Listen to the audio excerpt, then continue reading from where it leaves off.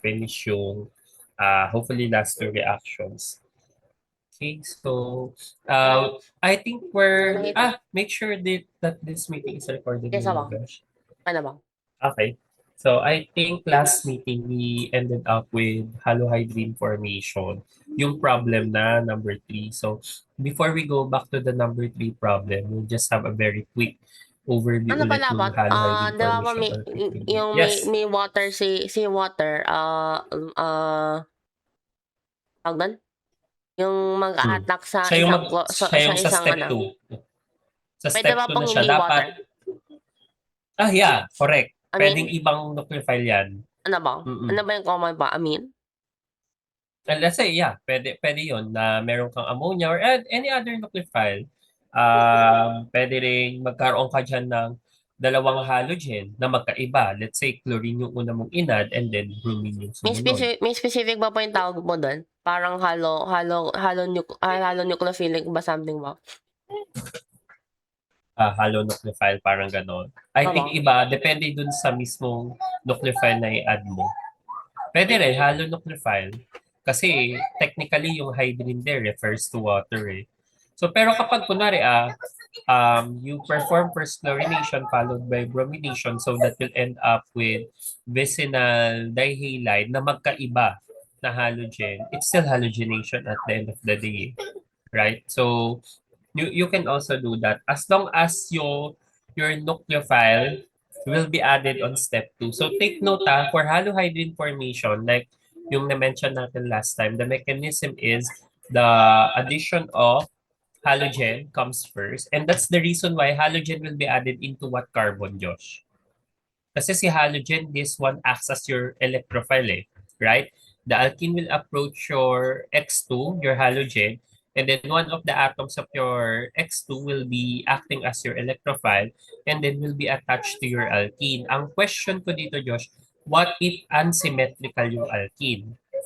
Where is your X will be Most added? substituted. Again? Kasi si H2O will attack sa most substituted. So, dapat mag-leave X si halogen sa leaf. Correct. Kasi siya yung kamukha ng hydrogens sa hydrohalogenation at sa hydration natin.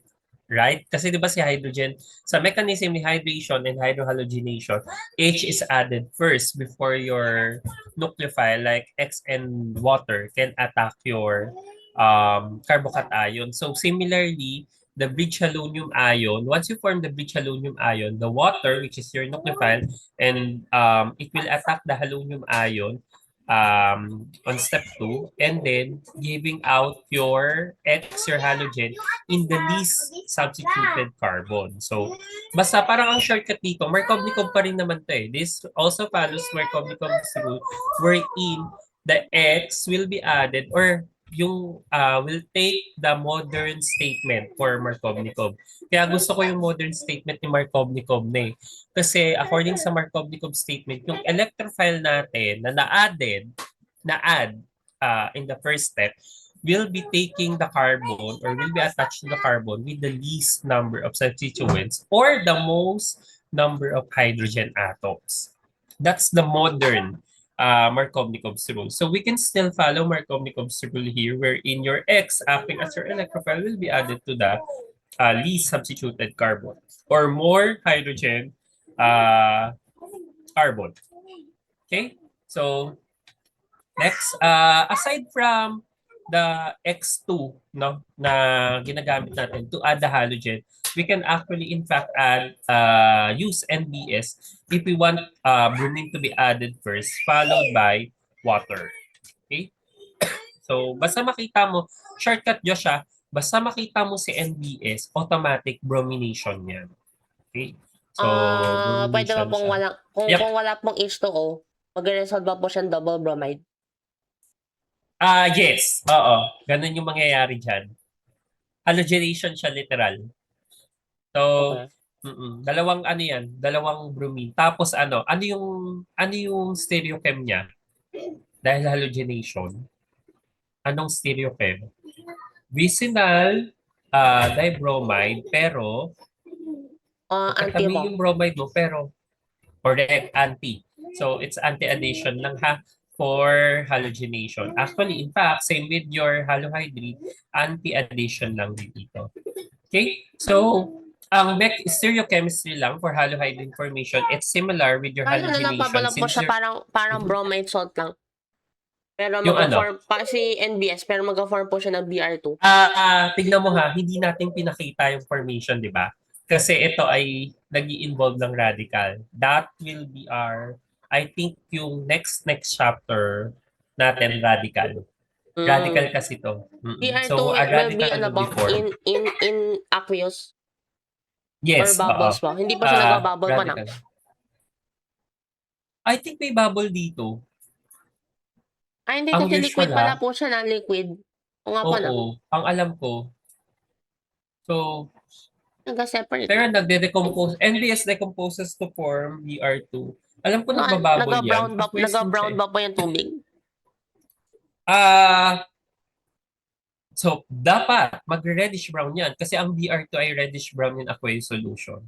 Yes, that's correct. So, Okay. i-check ko lang ng mabilis yung N-bromosuccinimide. Baka Ang naman alam ko ay ano to eh, ano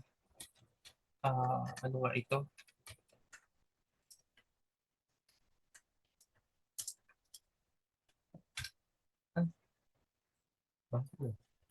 Ang mukha nga po na, kasi yung ano tawag doon, napupul yung electrons ni nitrogen napunta sa O Mhm.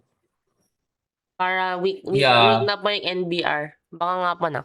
Ano, may radical. radical formation yan.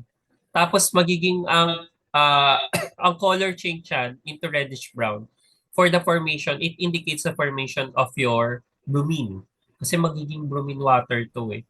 So in fact, yung NB is one of the ways to prepare bromine water. Okay. Akala ko nga ba, inisip ko, hindi ni-dissolve pa po nila, sinicentrifuge ba, hindi pala? Mm. And then, yeah, correct. So formation ito ng reddish brown. So once you have the bromine water already, you can add the alkene so that bromine will be added. Okay? You can also do yung halogenation nga kung walang water doon. Pero Pero which is paano po siya magiging BR2 kung wala pong water? correct, 'di ba? Kaya nga kung walang water, edi dapat kailangan mong i-out yung mismo o yung alkene mo before mo siya i-add, as in talagang bromine na lang yung gawin mo. Pwedeng ang gagawin ay naka-gaseous phase na lang muna. So you can have the gas phase of bromine and then add the alkene. Ah, Pero Josh, in fact, okay. yung mismong alkene, you can also add that to bromine water eh. Kasi you can still form um, dihalide doon, dibromide. Pero mixture siya, meron kang dibromide, meron ka ring halohydrin Di kasi ba po nga pwedeng may ano water lang, ka pa rin. distill na lang si bromine kung you're too poor to afford bromine liquid. Mhm. Distill I-distill it out natin si mo. bromine. Abo. Tapos lagay na Pwede lang po din yung naman. alkene doon. Kaso lang mag-e-effort pa tayo to i-distill ang bromine. Ang iniisip ko, kasi automatic nyo siya, if you're going to use bromine water for halogenation, you'll form two products there. Yung dibromide, kasi halogenation, and halohydrin, yung bromohydrin natin. Okay? So, you try to separate them using their properties. Masoluble pala po siya. 35 gram per liter. What can you say about the solubility of dibromide versus bromohydrin? Much Diba? less siguro So po si yun, dibromide. again, Much less po siguro si dibromide. so ibig sabihin, we can separate it out from the water. Kasi ang Yes, sige mangyayari daw. dito, Josh, yung dibromide mo, magsa-separate phase siya. So we can take it out by decantation. Okay? Or separation, using separatory funnel.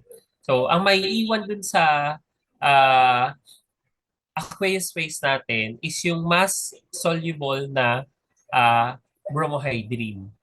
Okay? Medyo So malaki po take yung note ko siya. solubility na bromine pala po sa water. Again? Medyo malaki pala ng konti po yung Oo. Kaya, solubility. kaya bromine water talaga ang ginagamit namin kapag nag-react kami ng halogenation with alkene. So, imimix mo siya kasi yung alkene hindi naman yan soluble sa water eh. So, parang ang gagawin natin, malipat si BR2 dun sa organic phase. Okay. Last na lang po kung pwede ba po si bromine water pang disinfect? Kung gano'n pala siya. Ano pala siya, naka-disassociate din po siya in water. Theoretically, yes, pero mukhang impractical siya gamitin. At saka acidic po na. Kasi may hydrobromic. Yeah, exactly. Impractical siya gamitin. Kasi parang, kung isipin mo, yung antiseptic property ba ni bromine will be enough with the given concentration ng bromine water. Baka kailangan mas gumawa pa tayo ng concentrated na bromine water so that it can have a maximum or optimal antiseptic property. Yeah. Feeling ko kaya hindi siya ganun kasikat. Kumpara ko, let's say, povidone iodine, no? Meron. O kaya, i-versus natin kila ethanol or isopropyl alcohol. So, at saka mas pricey, siguro, no? Yung BR2. Oh, mas madali po si Sino mas marami? Sodium iodide ang mas marami, no? Sa nature, kumpara sa sodium bromide. ayun diba, sa tawag mas mas nafi-filter Sa siya. mining. Mas So, nafi-filter sa siya. mining. Sa Kasi, seawater may po siya iodized salt bromide. tayo, eh. Yung bromine na ano pa yung ion sa seawater, mas comparatively soluble. Yeah. Oo nga po Okay. lang. That's why pala. Kung si bromhydrin, i-separate na ba? Mas polar pa si bromine kaysa si iodine, mas weaker pa lalo. Bond. Yeah. So, yung mga ganitong bagay, Josh, na in fairness, sa ating, pag nag-uusap na tayo, you can easily predict the properties because we've already have the foundation. No? We already have the foundation. This is what I'm aiming for. No, kapag nakipag-converse ka dun sa my knowledge, you can easily understand them. Kasi yung properties ng mga halogens at specific example, halogens and then itong organohalides, alkyl halides, mas maintindihan mo na siya no without doing the actual experiment. Okay? Yung nga mo. Yeah, at least na na-appreciate natin sila. So basta shortcut dito, Josh, makita mo yun sa NBS bromination niya. One way or another, you will add bromine. Dito kasi parang half yung addition ni bromine, right? Kasi bromine will be added first and then followed by your nucleophile na water. Okay? Like what I mentioned, no, same with halogenation. Halohydrin formation, you'll have the anti-addition and at the same time, trans enantiomers will be formed if naka-cyclic yung alkene natin. I think we're good with this one. Ito yung summary kagad ni halohydrin formation. Just take note dun sa mechanism, ang step 1 is addition of X2. One of the halogen atom will be added to form the bridge halonium ion and then nucleophile will attack which is water. And then yung third step natin, may additional step lang tayo for the loss of proton or deprotonation. So take note, anti-addition will occur. So I'll stop sharing and then let's go back to our problem. Number 3 yun if I'm not mistaken. Pwede ba bang both sin and anti?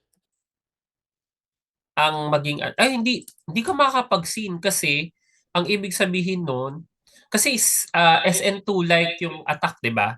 Ni nucleophile. Yun So nga po, kapag SN2 like, magko-compete pa po siya sa sin addition kung meron pang way.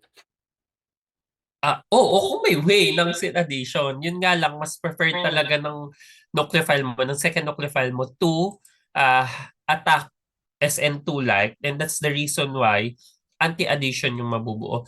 Tsaka ang hirap din, Josh, na magsisin addition ka. Kasi when you say sin addition, it means the nucleophilic attack will happen dun sa side nung bridge halonium ion mo, which is already a cyclic in nature. So ano mangyayari kung may ganun na attack? Say, imagine mo, ito kunwari yung halonium ion mo, dun din siya a-attack. Ideal ba yun? Okay. Bakit mape-prevent yung attack kung sin addition yung gusto mo? Kasi ano, tawag dun, occluded. Nahanap mo siya na Correct. na na na Di siya block. occluded. Ano ka na? May, anong na term? Nakalimutan ko din yung term. Nakaharang na siya. Kaya nga po, Kaharangan block. na. Steric stain. No? So, may steric stain ka na dyan. So, your steric hindrance will take in effect, and that's the reason why sin addition will not be preferred. Okay? So, yeah. Ito nga, wala pa tayo sa 3. So we're already done with 1 and 2A and 2B. So for number 3, ito. Tingnan mo, ito yung tanong mo din kanina kung pwede rin natin gawin yung halogenation. O kung paano ginagawa yung halogenation and halohydrin. So when ethane gas, depende kasi sa alkene. Kasi may mga alkenes na gas, may mga alkenes na liquid. Okay? Usually kasi kapag C6 above, liquid yan sila, Josh. May mga alkenes pa nga na solid. Kapag C10 to C11, ito yung general rule, ay pwede na maging solid yung hydrocarbons natin. So for number 3, when ethane gas is passed into an aqueous solution containing bromine and sodium chloride, take note, you have sodium chloride here, the products of the reaction are the following. So ang tanong dyan, Josh, is show how did we arrive dito sa mga products na ito. So pakita na lang din natin yung mechanism para at least we can understand how do we form a dibromide, bromohydrine, and then bromochloro ethane. Okay, for number 3. Okay, Josh. Let's start number 3. Diba? Okay.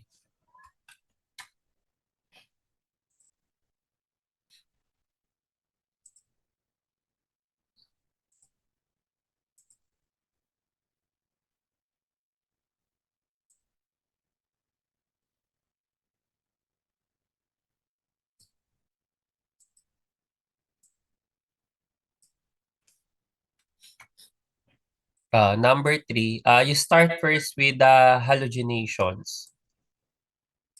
Tama ba? Dalawang halogenation ang mabubuo natin. Hindi. Hindi pala dalawang halogenation. Take note, ayun, bakit walang formation ng dichloro? Explain mo na lang din yun. I-add mo siya. 'Di ba? Meron kang dibromo, pero wala kang dichloro. As take note, lahat ito ay anti-addition. If you will notice din, no, parang di sila parang nakatrans talaga yung mga ah, added na elements mo dyan. Hmm.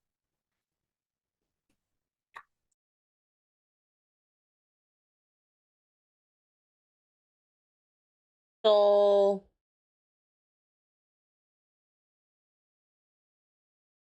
alam mo yung ano, yung question po, sino yung reagent? Yung Paano blah, tayo blah, blah. mag-a-arrive dyan sa mga Ay, yung products ano, na yan? yung mga Parang, mechanism po to arrive there. yeah. So the mechanism for the formation of the three products. Take note, ganito yung setup. May ethane gas ka, ibabubble mo yung ethane gas dun sa aqueous solution containing bromine. So we have a bromine water, and at the same time, the bromine water contains sodium chloride.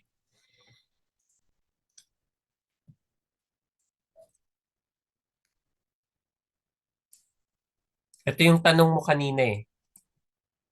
So, sa setup yan ng lab, Josh, ganito, meron kang closed container, a closed system, ibabubble mo yung ethane gas doon. Tapos, once binabubble mo yung ethane gas doon sa aqueous solution, yung aqueous solution mo, it's actually bromine water. So, reddish brown yung kulay niyan. Pero may nakadissolve pang sodium chloride. So, or nagdissolve tayo ng sodium chloride prior to bubbling of ethane gas. Okay. So,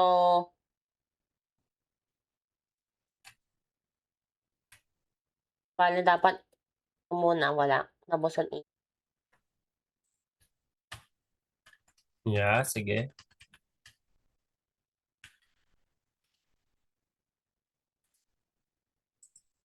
Mixture ni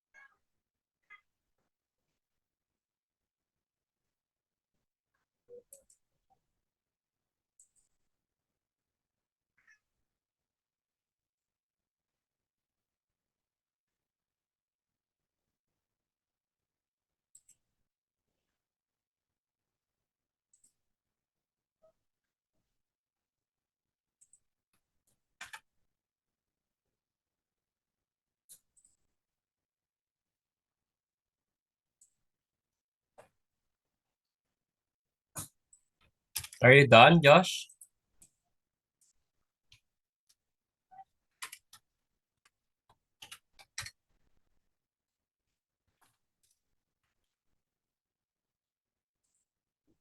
can this be just copy pasted? Mm-hmm. I think you can. Pwede mo siyang i-outline.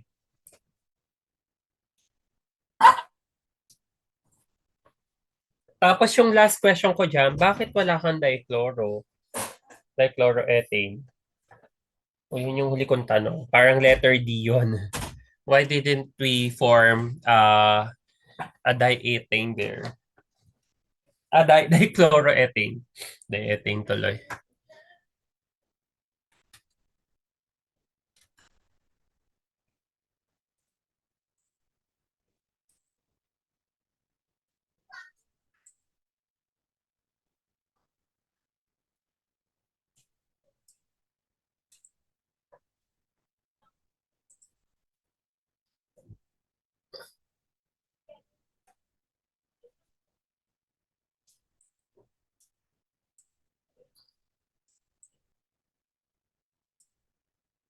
Oo nga, wait mo. Hindi kaya. Baka mas strong kasi na nucleophile si bromine. Siguro ito nga pa yung major product. O kaya hindi pala, si BROH pala. Alloy din mo. Tapusan si double bromide. Anyway, That's my question.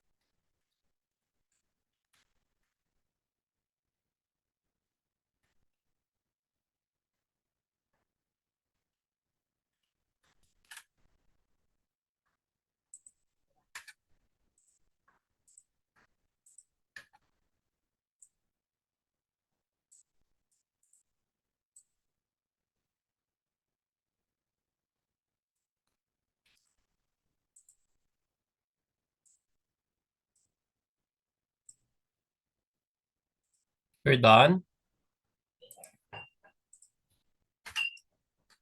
Wala ba?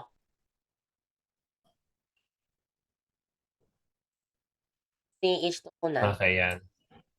Tapos yung fourth mo ay yung bakit wala kang dichloroethane na nabuo.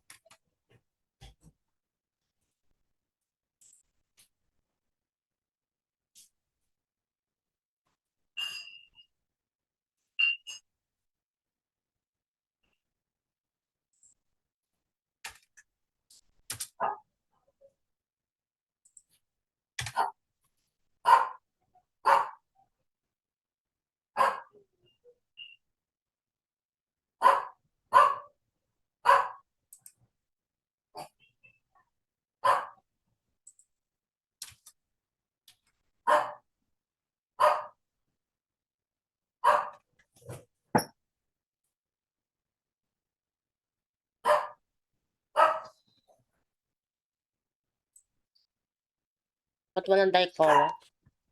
Yeah. Wala kang dichloroethane.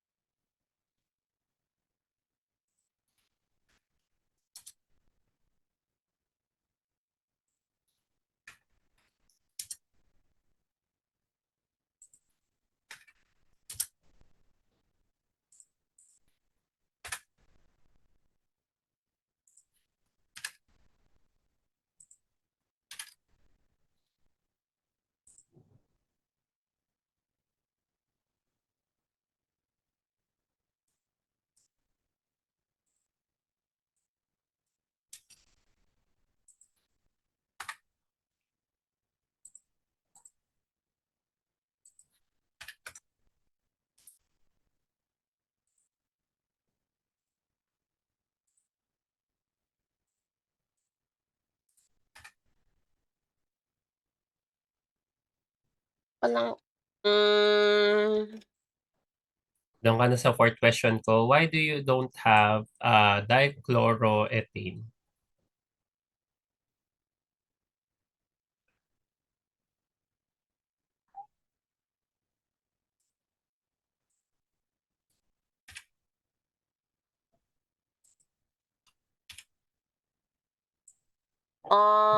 okay, siguro, mas malaki talaga yung concentration ni OH. Hmm? Oh, ano ba yung mga given na reagents? Wait lang mo. Bromine. Hindi pa nag-attack Mhm. hindi pa there's no opportunity for the first substitute sa first aden? The first whatever this is called yung nag-add, yung naging halonium to be chlorine kasi wala pong Dahil, chlorine gas. ano naman kung walang gas? You have chloride there eh. Hindi na nga, there's no reason to attack yung na nucleophilic na chloride. Very good. Hindi, non-electrophilic. Wala ka kasing electrophilic chlorine. Nucleophilic chlorine lang ang meron. Right? Kasi chloride what is the only source for chlorine? What's your only source of chlorine there? Yes, Josh? What's your only source for chlorine? Uh, di sodium chloride. Correct. So chloride lang ang only source natin for chlorine. So it means no electrophilic chlorine is present. Thus, no dichloroethane can be formed. Okay? Yan, perfect. Yan na yung ano natin, explanation.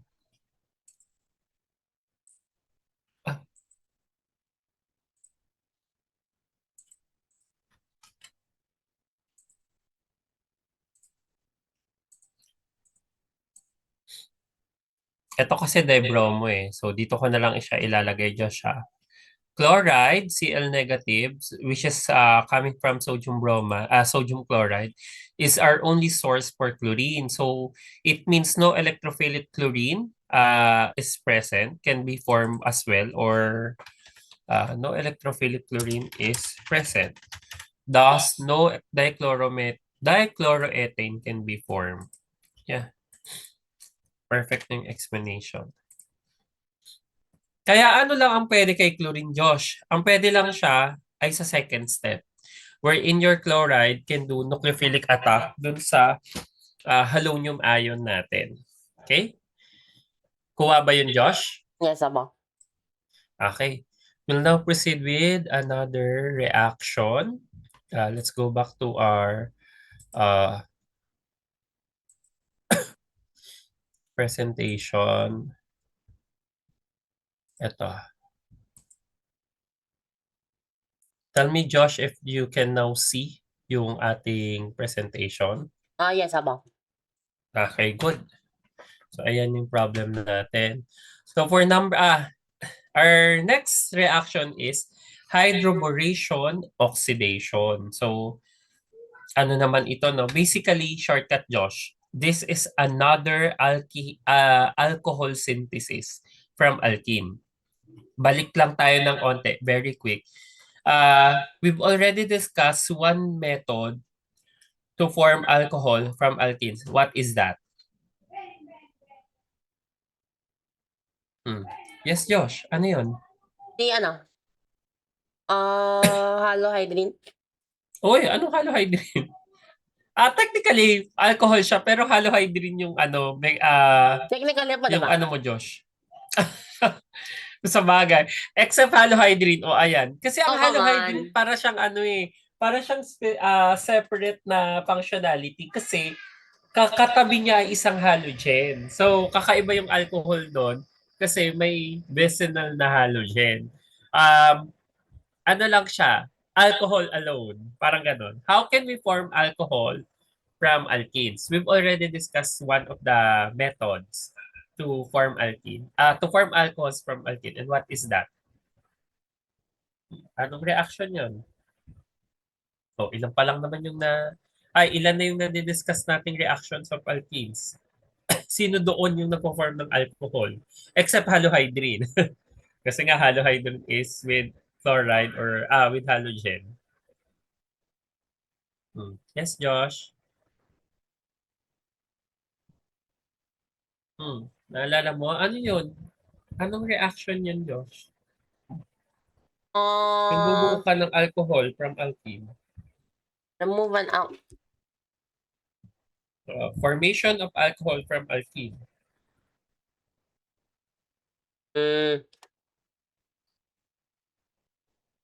What is the reaction? Uy, ano yun? Tsaka ano yung gagamitin natin? Addition lang po, pero from H tsaka OH.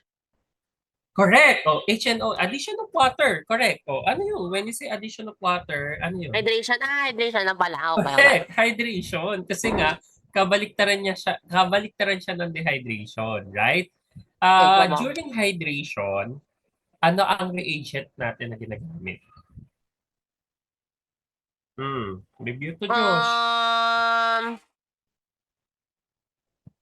Hydration of alkenes. So, addition of water molecule dun sa alkene. Ano ang ginagamit natin? Anong reagent mo? Kung may alkene ka, gusto mo siya gawing alcohol, anong idadagdag? Siyempre may water ka kasi dehydration yun, right? Pero Yes, may Apo. kasama yung water. Aside from water po, nang? Siyempre, hydration siya H2O.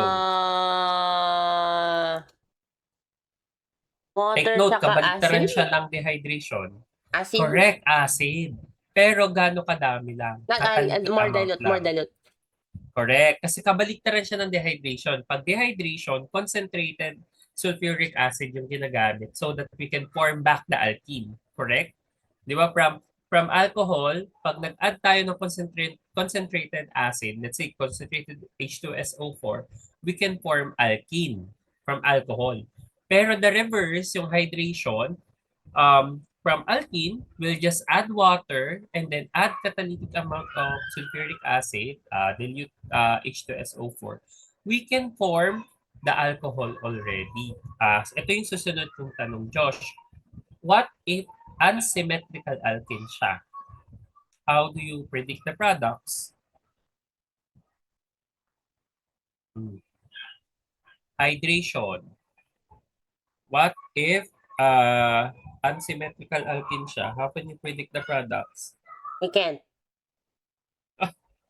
We can, yes, definitely. How? Si ano? Markovnikovs. We follow the Markovnikovs ba? unsymmetrical alkene. Again? Markovnikovs. Correct. We follow the Markovnikov's rule wherein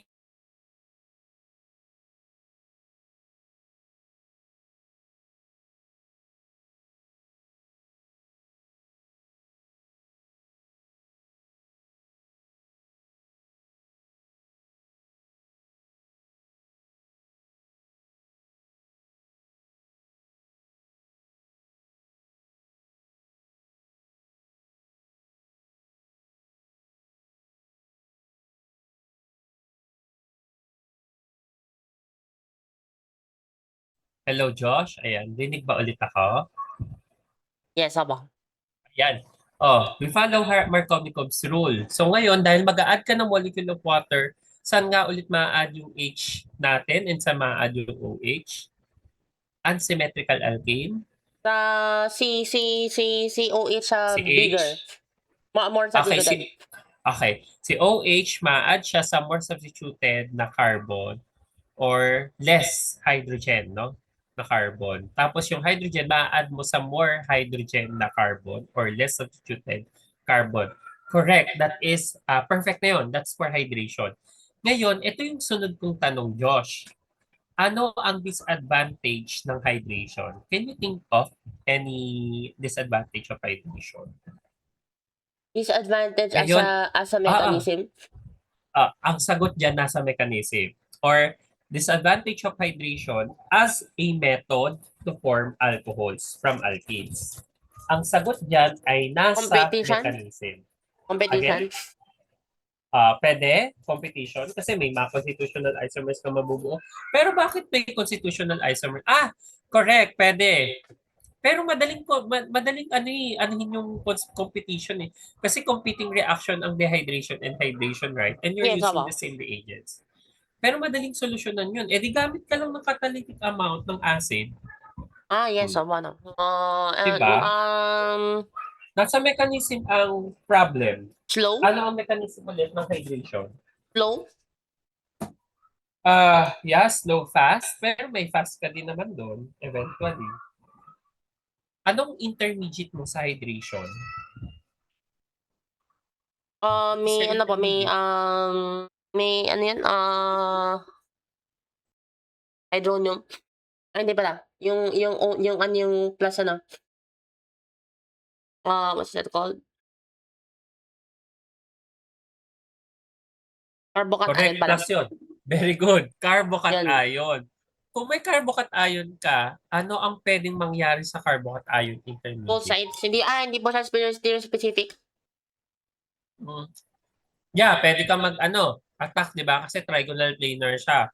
So, meron ka mga stereoisomers na mabubuo. Aside from that, yun ang pinaka-disadvantage pag may carbocation.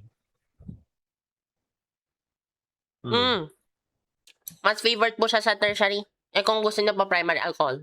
Correct. So, tertiary Yun. carbocation ang pinapaboran niya kasi nga yun ang mas stable. Pag ganun, Josh, prone sa rearrangement yung carbocation. Correct? Di ba pwede mag-rearrange kasi nga what we want for carbocations is the most stable one. And that will be the For certain tertiary. reactions po, unreliable. Correct. So, ibig sabihin, what if we don't want rearrangement to happen? We don't want the rearranged products of the Markovnikov. Let's say, sige, gusto ko pa rin Markovnikov product, pero dapat wala akong kahalong constitutional isomer na rearranged product. So, take note, Josh, once carbocation rearrange, di ba? magkakaroon ka ng constitutional isomers. Di ba? Kasi lumilipat yun, di ba? Either hydrate ship or metal ship, correct? Yes, opo. So it means you'll form constitutional isomers there. Kasi there are not stereoisomers because they have different attachment of atoms. Is that correct? Yes, opo. Correct, no? So, what if ayaw mo noon, sabi mo, ang gusto ko lang ay Markovnikov rule pa rin ang susundin. Markovnikov's rule will be followed, but no rearrangement should happen. Here comes hydroboration oxidation. Kaya to It is nagawa. why it was invented. Correct, exactly. That's the purpose of Okay. this reaction. So, hydroboration oxidation is a two-step reaction sequence that converts an alkene into an alcohol. So, what will happen first is you have an alkene. So, mag-undergo muna ng hydroboration so that will form an alkyl borane. Okay, Josh, ini-introduce ko na sa iyo ang another functionality, boranes. So far, nakaganito Boron? lang muna sila. Boranes. Boranes. Meron pala po siyang organic purpose. Kala ko pa Oo, metalloid ang to. No, boranes. who cares about boron kasi it's a metalloid. Yeah. Alam mo nung una, sabi ko nga parang nung inaaral ko din tong, sabi ko, kasi yung mga organoborons kasi to yung specific field niya. Akala ko nung una, ang onti niya nga lang. Pero kapag inano mo pala, in-accumulate mo siya, oo nga, ang dami palang boron reaction. So, eto yon, isa to sa mga organoborons natin. Kasi So, happen po I've naturally already or synthesized na ano po to, mechanism. synthesize. Pero may Okay. mga may mga inorganic compounds na may borons talaga. Let's say carbonates pero naka-integrate yung boron. Pero hindi siya no. Hindi may Mga ano po? organoborons sa Mga nature. ano, May mga organoborons. yung borosilicate. Yeah.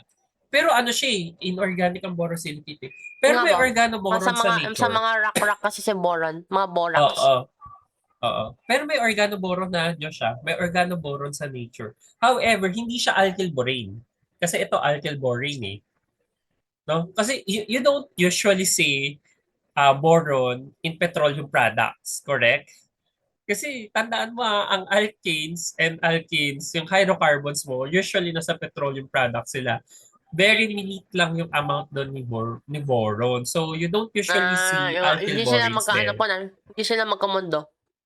Yung Correct. rock po na may boron, usually walang doon. Walang fossil fuels. Walang hydrocarbon, correct, no? And at the same time, pero ayokong isipin mo na hindi makikita yung organoboron sa nature. It's a kasi false statement. In fact, may mga organoborons talaga sa nature. Pero now that I think about it nga po, maraming hindi nga po sila alkane po na. Oo, hindi lang sila alkyl. Let's say yung borane yung boron rather na assimilate sa plants, 'di ba? So kasi ang boron ay isa ring micronutrient sa plants eh. Parang Okay? So, parang nitrogen po siya. Organoboron 'yon. Pero lang yun siya Function. niche, kumbaga niche yung function niya dun sa plants, okay? So, yung na po yung pagbanda pa para nitrogen ng konti. Kamukha talaga ni nitrogen. Isa pang natin, Josh, may organoboron din sa mismong aside from plants. Ang alam ko sa tao meron din eh. I think so po. Pero hindi ko alam yung purpose na. Mukha nga siyang mukha nga siyang nitrogen pala now that I think about it. Pero wala kasi siyang kasi lone tatlo pair. siya eh. Wala siyang lone pair. Okay. May boric acid nga naman. Din siya, super micronutrient, no? So, more on siya, very niche yung mga reactions ito. Like, sa metabolism ng mga vitamins, o kaya processing ng vitamins. Where are you supposed to get your boron intake? Borax mo na baka sa Salt Lake pa yung in-expect na consume. O kaya, ang alam ko, Josh, may mga minute amounts ng boron sa inorganic products natin like salt. Very minute lang yun. Like trace talaga siya. So, feeling ko maano naman yung madedetect ng katawan, ay kakaiba tong element na to, hindi to yung usual nitrogen natin na. So, pwede niyang kunin yung boron doon and then yun yung gagamitin niya Siguro, for boron ano kaya pa yung metabolism. difference niya? Ano kaya pa yung difference niya sa nitrogen, yung chemical level? Kapag nadedetect ng katawan, no? Di paano po Right? nade-detect in the first place? Kasi pareho yung ano lang, yung, Yung siguro yung yung same na reactions chemistry din po na. bond, oo. Aba, Chemistry bond niya kasi tatluhan. paano siya na-isolate? Pero nade-detect talaga. Kasi ano eh, Oo. Ayun nga po yung surprising kuya sa katawan natin eh. Kahit micronutrient siya or very minute lang yung yung amount na kayang alamin ng katawan na ay ito yung kukunin ko for this specific compound tapos yes. i-integrate ko siya tapos gagamitin let's say as coenzyme for synthesis. Yun po yung isa pa ring mystery kung paano siya na parang nase-select kumbaga ng katawan natin Nga, na hindi, ito di ay ano lahat no, gagamitin ano, for synthesis. hindi naman po pwede basta parang i-chelate ba po si boron? Hindi yata posible yun eh. There must be a mechanism na detect. Parang boron capture, right? You have a boron Opo, pero capture parang there. hindi yata Mm-mm. posible. Iniisip ko din naman, baka may specialized cells for detection ng mga micronutrients talaga. So, parang ang task lang Vacuum, nila is ganun. mang-capture or an organelle, kumbaga, no? So, to synthesize or metabolize this micronutrients such as boron, selenium, kunwari yung selenium, paano, iniisip ko nga minsan, yung selenium, paano ito na-insert for selenocysteine, kumbaga. Example yun ha, na papalitan niya yung Sulfur. sulfur tapos magiging selenium, right? So, paano yun nalalaman ng Chemical katawan equivalent po na yun, no? selenocyst na siya? Right, di ba? Paano Di magiging ba? nade-detect? Paano na detect na, wait lang, this is not sulfur. Alam mo, ang isa kong nakikita pa, size. Kasi magkaiba ng mga atomic size ang mga yan eh. 'Di ba? So example, sulfur and selenium, medyo malaki ang difference sila. Selenium is a bigger atom eh. Pero ito Pero kasi boron and naka-full din yung katawan nitrogen. pa, hindi naman po ganun ka-actually naka-specific eh. Kung sobrang Sa specific, boron and then nitrogen. di po tayo naka-invent ng mga ano, yung mga pang-full artificial sweetener, hindi gagana talaga. Yeah. Di man siguro So, po ganun ka-specific, exact same molecule, tapos may selenium lang. Medyo ang malaki yung iniisip ko din, tolerance. pwede rin Josh na kasi alam naman ng katawan na minute lang yung amount nitong mga to. Hinahayaan niya lang na parang, okay, usual production siya, let's say, usual metabolism ng cysteine, tapos may nai-integrate lang talagang selenium. Tapos tsaka na lang madedetect ng katawan na, okay, hindi ito yung usual na cysteine na nabubuo natin na. So, something like that. May mechanism or I don't know kung paano nagkakaroon ng communication dun sa mga cells natin na they're detecting Yun po yung already a top, yung different communication. compound. Cell signaling.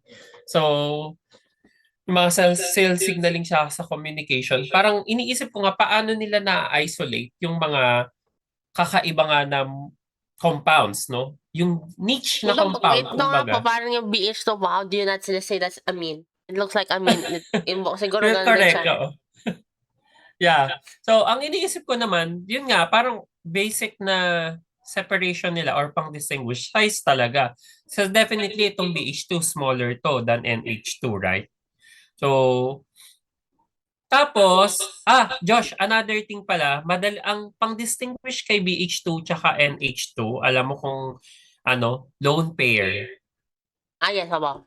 So ano bang Mm-mm. ano yung ano niya, hindi siya Hindi naka-nucleophile? siya, hindi ito na-acidify na. Kasi Tsaka di ano ba po, pwede mong gawing ammonium yung less ano, ano, less polar, NH2? less polar. Mm. So, kaya ang mangyayari dito, iba ang chemistry nung borane sa loob ng katawan kumpara sa nitrogen atoms, nitrogen molecules natin. Oy, wait, nalayo tayo. Balik tayo dito sa alkyl boranes. Take note nyo siya again.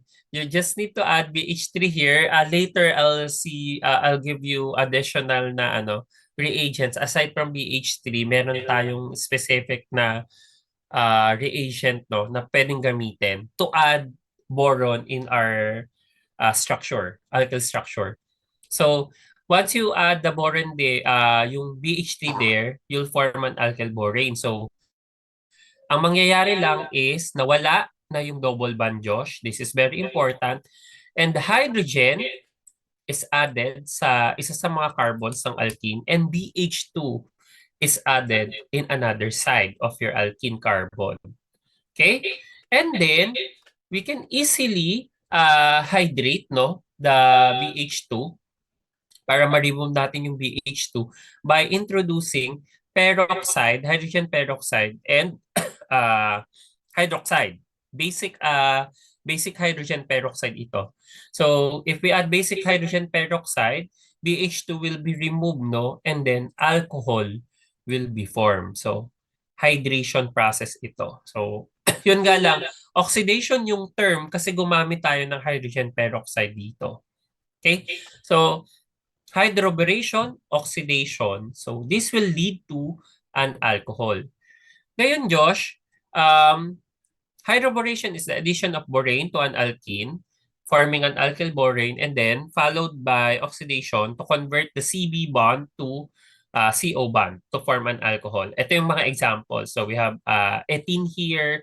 Mag-add ka ng BH3, you'll form ethyl borane. Once you have the ethyl borane, the oxidation process will lead to ethanol or ethyl alcohol. Similarly, you have here cyclohexene, tapos magiging cyclohexyl borane, then followed by oxidation to form cyclohexanol. Ayan. So let's start first with the first step. Doon muna tayo sa first step lang, sa hydroboration. So for hydroboration, what we need here is BH3. Okay? Or boron trihydride, borane. Borane nga ba ang common name nito ng boron trihydride? Baka ba? Kasi diborane B2H6. Correct, B2H6. B2H6 ang diborane. Pero ano po na, paano kasi may ano yan na, yung dimer niya, parang may double borane bond nga si siya. H. Again? May double bond po si H. May double bond CH. Saan? Si H po pagka diborane. Yun yung alam ko ba? Naka-double bond CH? Yes, seryoso Bridge po. yeah, correct. Bridge siya. Bridging a hydrogen atom. How does that happen? B2H6? Yes, abo. Ano yun? May special type siya ng bond ng hydrogen. Ano ba? Talagang special siya. Bridging Kaya siya. Special lang yun. Ano yun ha? Ang tawag namin dyan, bridging hydrogen atom eh. Ngayon, nangyayari yun kasi yung mismong s orbital ng hydrogen ay hybridize siya in such a way it can accommodate yung mga boron electrons dun sa nag-iisang s orbital. Pero take note, Josh, kailan lang mangyayari yung B2H6? Dapat dalawang hydrogen pa. So parang bubuo ka ng square. Tama? yes, abo. So parang meron ka diyang mga bridge. Yung hydrogen mo, yung mga bridge dyan. So take note, covalent bonds pa rin yun ha. Yung mga nandun sa diborane mo. For diborane yun ha. Pero ito, yung borane, BH3, standard covalent lang ito. So BH, mas madali itong explain. Some history. Hydroboration was actually discovered by Herbert C. Brown, Purdue University. And then, ganito lang yung ginawa niya. Ang alkene, dinagdagan lang ng boron trihydride or any boron hydride. So, ito lang yung ito yung chemistry. Any boron hydride can be used. Hindi lang ito, Josh. As in, You any will ba? you will not limit your hydroboration with borane. Kasi may disadvantage nga itong borane, you'll see later. So as long as you have a boron and then one hydrogen atom lang, you can form alkyl borane. Okay? So ito parang R groups na rin to, itong dalawa. Okay? So you can assign that as R groups. Pwedeng yan, meron kang another hydrogen or another alkyl group, etc. So, as long as you have one boron atom and one hydrogen atom na magbe-break, you can form alkyl borane. So, Alkyl borane is actually formed by using borane, no? Because borane in this reaction is actually acting as strong Lewis acid so that it can react with Lewis bases. So example, ang borane pala usually, yung hydroboration ay ginagawa using THF as solvent. So borane with THF, you'll form a what? Anong tawag dito ulit, Josh? Boron Tetrahydrofuran, tri ano siya, boron trihuride tetrahydro complex, furan. complex. That's okay. Or ADAC. Yun yung Yes, mas adak. correct term. Adak pala yung ano yun. Tama yung mas Ah, proper name pala. mas correct na term. Pwede rin naman complex din yan. Lewis acid base ADAC, no? So THF is your Lewis base, Lewis acid natin si BH3. You'll form the Lewis acid base ADAC PH3 THF. So Ba't ba siya nagko-complexify? Metalloid kasi ah si boron. saan? Ba't ba siya nag-form ng adak kung ano ba po si boron para acting po siya sa metal. Strong Lewis acid din kasi siya. So definitely kapag gumamit ka ng THF as your solvent, magre-react talaga yung THF mo doon. And you'll also see later that the ADAC can also interact or participate dun sa mismong mechanism natin. It stabilizes the formation of the one of the intermediates, okay, or complex kumbaga. Okay. Asa na nga tayo.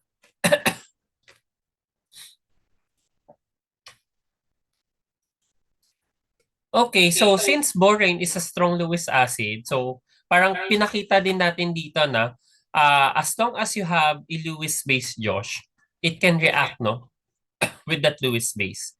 So, eto ngayon yung scenario kasi. For ease of handling in laboratory, diborane is commonly dissolved in tetrahydrofuran. Okay? And then, BH3 forms a Lewis acid-base complex. So, yun yung term nga dito, complex eh. Pero dapat ADAC ito with THF. And then, we can now perform hydroboration. So, yung hydroboration is usually performed in ether, diethyl ether or diethylene glycol as your solvent in an inert nitrogen or argon atmosphere. So take note Josh nakaano ito, naka-fume hood siya, tapos yung system mo, closed system yan, may nitrogen balloon ka lang or argon balloon para at least ma-perform mo lang yung reaction. Bakit? Kasi yung alkyl borane ay prone sa oxidation. Ayaw Very talaga po prone siya to sa ma-oxidize. Okay. oxidation. So, ito yung disadvantage tingin ko ng hydroboration oxidation na method for alcohol formation. Kasi nga, mas mabusisi yung pinaka setup mo kumpara dun sa hydration. Kasi kay hydration, ang dali eh. Meron ka lang acidified na water, dilute lang na acid, tapos pwede mo nang mabuo yung alcohols from alkenes. Ito hindi.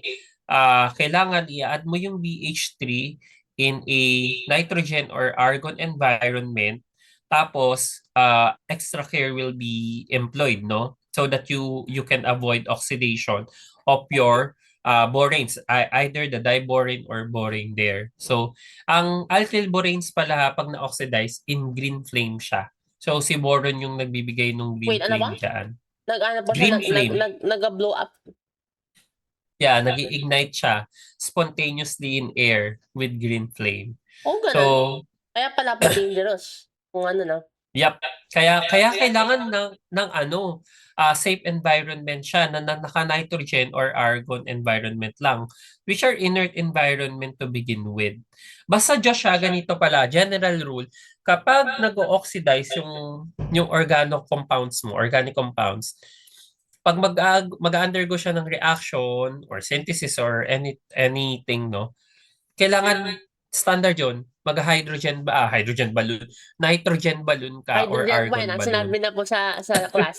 Tapos natandaan po, ano kaya po, ano kasi yung sinabi ni No, sir na nitrogen dapat, balloon. ano kasi sinabi ni sir na dapat environment. Tapos, hydrogen. Tapos, biglang, No, gumano pa sa nag-blow ano. up. Pero take note, Josh, mas mahal kasi yung argon. Mas mahal yung argon environment. Kaya nitrogen yung mas kaya namin. So, nitrogen balloon will do. Okay? Bakit po? So, ano Basta na siya? siya. Mas mahal Ha? for whatever reason. Mas onti ang argon sa sa atmosphere. 'Di ba? So, mas onti yung Ah, source siya. Ilan lang yung argon? 1% lang ba ang argon? Or 3%? Tama ba? Nitrogen, ang dami. So, nitrogen tayo, dun tayo sa mura. Pero ganun talaga. may mga instances, Diyos, na ah, mas preferred yung argon, lalo na kung mga reactive din sa nitrogen, yung mismong organic compounds natin. Nasa 1% nga lang ang argon, 0.9 nga lang siya eh. Ang nitrogen natin 78%. So why not use nitrogen gas na lang? So para at least murang-mura siya. Okay, so there's a question here.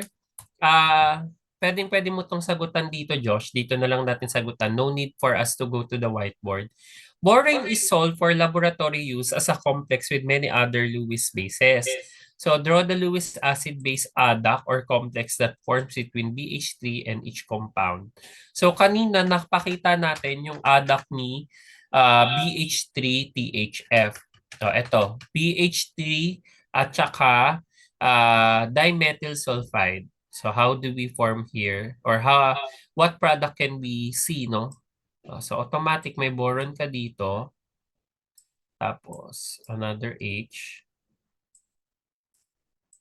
Yan. Then another H. So, sino si BH3 ulit? Siya yung Lewis acid o siya yung Lewis base? Acid. Okay, kung Lewis acid siya, ano siya, mag-a-accept, magdo-donate ng electron pairs. Donate. Kung acid siya, electron pair, electron pair acceptor, ano yun? Siya yung magre-receive. Correct. So, dapat negative to. So, ayan. As seen din sa previous natin. Negative yan. So, I'm doing now yung sa dimethyl sulfide, ha? So, and then, may lone pair dito. So, positive ngayon si sulfur. Tapos, methyl. Okay. Ayan. I'm done with letter A. How about letter B and C? Ikaw gumawa niyan, Josh. Sige ba? Si letter B, ano yan? That's triethylamine. Triethylamine. Si letter C. Letter B, triethylamine yung ginamit na solvent. So, ang kailangan mo lang dyan, Josh, is pakita sa akin kung ano yung adduct. Ang letter C, ano naman yan? What's the name? Letter C, ano kasi something, Anong something? wait, ano kasi, ano ba, Ilang carbons muna? tributyl, Okay, correct. tributyl Tributyl phosphorus. phosphine. Phosphine siya. Nga ba? Okay. Sige, pakita mo yung mga adducts na mabubuo dyan. Sige ba? So, bale C.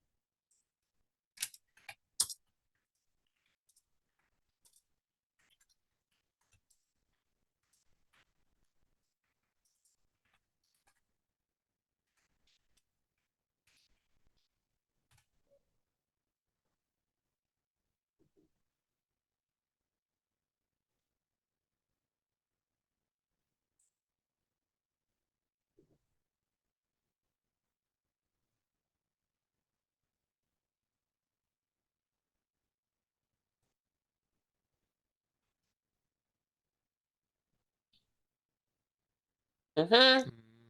Totally wala pong, ano yan, no meaning whatsoever. Yeah, I know. Ang galing nung ano, alam mo, eto kasi 'di ba na sobrang na-intriga din ako dun sa parang na-create nating tanong kanina sa discussion natin.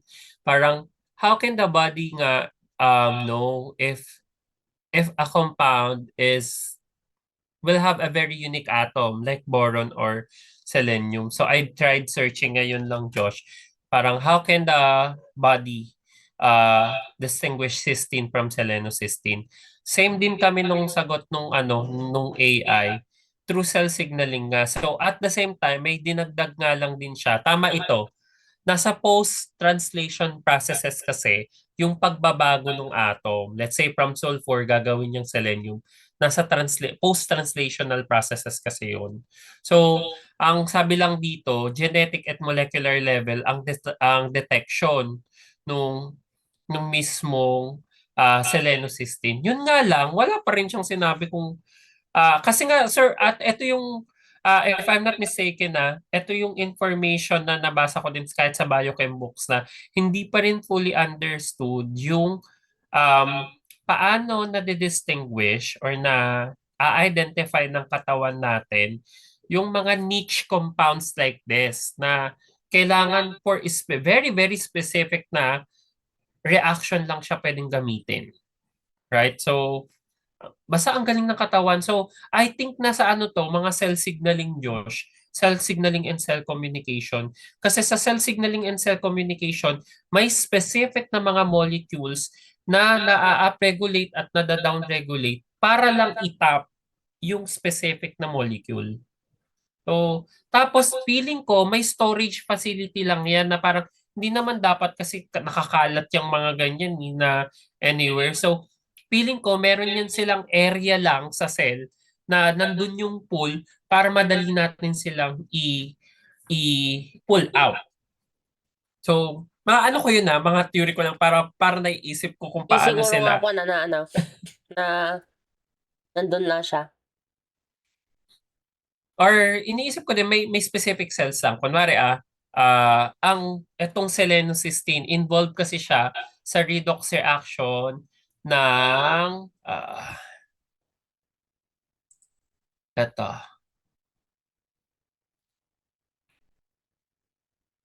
Glutathione nga ba ito?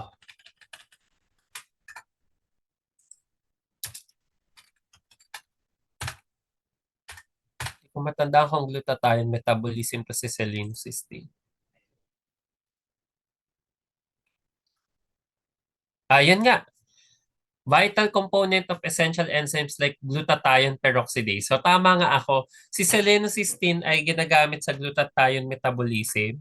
So ang iniisip ko naman, so ibig sabihin yung mga enzymes na may glutathione ay for cells for glutathione metabolism, sila ang maraming selenocysteine.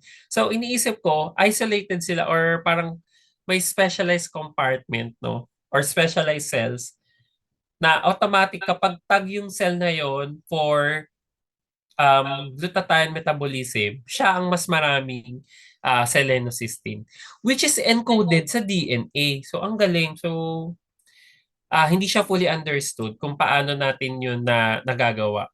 So, pero atong mga ganitong, Josh yung mga ganitong questions natin, pag tinignan mo sa overview, mga evolutional adaptation to No, very specific yung pagka-evolve ng metabolism, very specific siya. Bumababa talaga dun sa molecular level yung evolution. So, sobrang galing. Anyways, check natin. Okay. Negative ang BH3, positive ang at least Josh, for letter B, at least you didn't draw BH2 with H here. You have the option. You have the option, but you didn't. I saw the light of peace. Okay, it's good. So you also have boron here, and then negative, and your phosphine na tributyl. Meron pa rin pong self-constraint. So you have the option to present this as BH2 and then another H here. So anyways, these are all correct. So it means pwede nating ibenta or commercial application of borane. Sold sila using this ducts. Okay, abang. Okay, let's proceed. Ha? Wait, delete ko lang muna lahat. Okay. So, this is the proposed, hindi yan. Ayan. So, if you will, let's go back dun sa alcohol formation from alkene natin. So, the first step in hydroboration oxidation is of course the addition of H and BH2 to the pi bond of your alkene so that we can form the intermediate alkyl borane. So, take note, for hydroboration oxidation, intermediate lang to, si alkyl borane.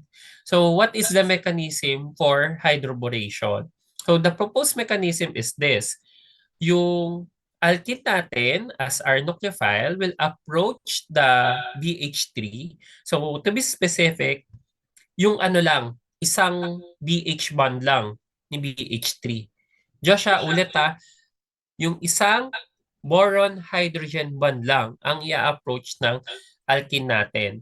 So, once your boron hydrogen bond approaches the alkene, the pi bond will be broken and then the HBH2 bond will be broken as well so that we can form the HBH2 or alkyl borane intermediate. And this is said to be via syn addition. So sa laboratory kasi kapag in-study yung mismong structures nila Josh, naka-syn yung alkyl borane natin, yung hydrogen and BH2. And this will lead us to a transition state na square planar yung itsura. What? Okay, so this is the proposed transition state. What? Ano ba? Kasi syn addition siya eh. Again, Square planar? kapag nag-undergo ng molecular analysis, That's syn a real addition Bakit po siya real thing? na ano? Ay, transition state. Propose ito. Propose lang ito. Hindi This is po the alam kung proposed transition sigurado. state.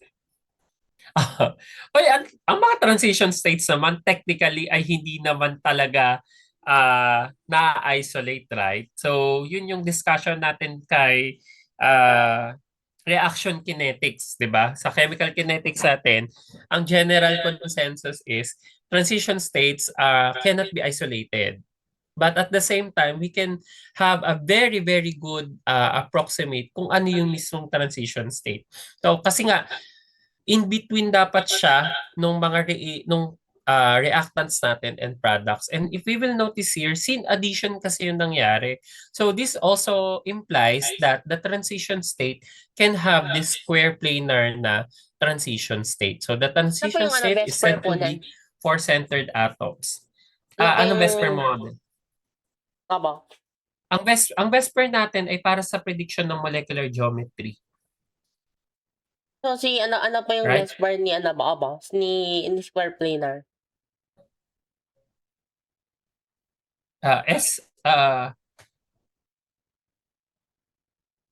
SP3D, right?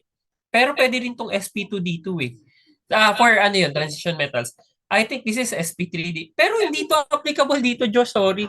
Kasi ano to eh, eventually magbe-break apart siya eh. So, Kasi ang transition state mo na. pinaka-idea dito, kasi 4 atoms lang naman siya eh. So, Yung tanong ko po, ba't wala hindi kang- kaya siya tetrahedral na transition state? like how can we have a tetrahedral na transition state involving 4 atoms? Ibig sabihin may gigitna.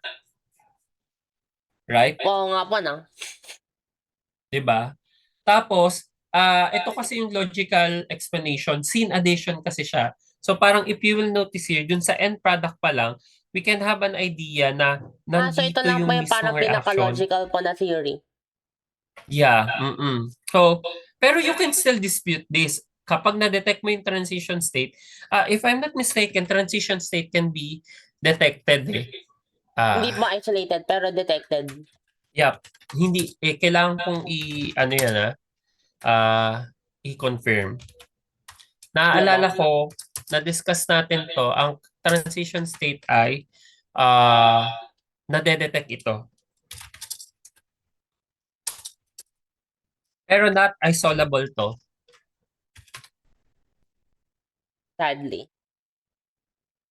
Yeah, tama ang discussion natin ng last time. Transition states can be detected but cannot be isolated. Kasi via spectroscopy makikita actually yung transition states na nagkakaroon ka talaga ng very very short bond, short-lived short-lived bond between, let's say, sino ang ano dito? Short-lived bond. Ito, tong HB, yung mga eventually mapuputol. Short-lived bond sa lahat. Okay? Na magkakadugtong sila. You can actually detect that via spectroscopy. So spectroscopic studies can actually support transition state structures. Ganun. Yep, maraming studies yan or journals, Josh, na spectroscopic studies ang ginagamit nila para ma-support yung proposed transition states nila. So, yun pala, Josh, kapag meron kang mga, let's say, bagong organic reaction na nabubuo, kunwari, name reaction ang gusto mo, kailangan kasi complete siya. Pati yung transition state ay pwede mong i-propose. Kasi definitely magkaka-mechanism ka, right? So, kada step mo doon or kada reaction mo doon, may mga transition states na pinopropose. So you can do that via, or you can support the transition state structure.